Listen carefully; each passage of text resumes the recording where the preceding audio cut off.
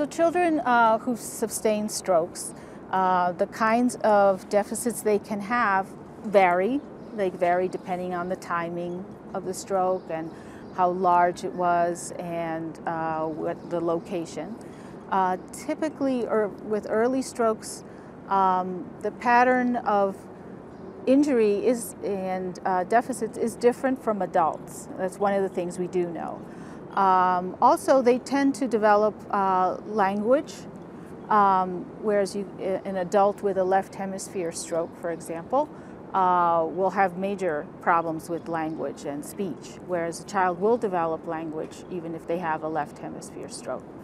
So language functions seem to be more preserved. That's one of the things we know. Although higher order language, as they develop over time, we can find more problems with like complex syntax or making inferences or those kinds of things.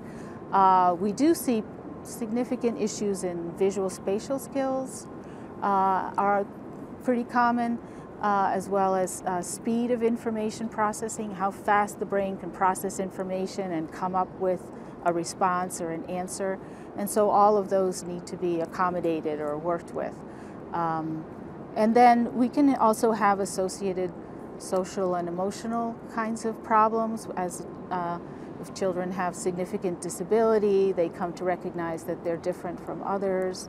For example, I followed a child with moya moya who was having TIAs, and it made his life very unpredictable. They didn't know when it was going to happen. School became it was difficult for him to go to school because he didn't know what was going to happen to him. He couldn't participate in the sports that he really enjoyed. So having kind of a reactive depression to all of this can happen, and we need to treat that as well. And luckily he got appropriate treatment and did much better over time, but those issues can be really important.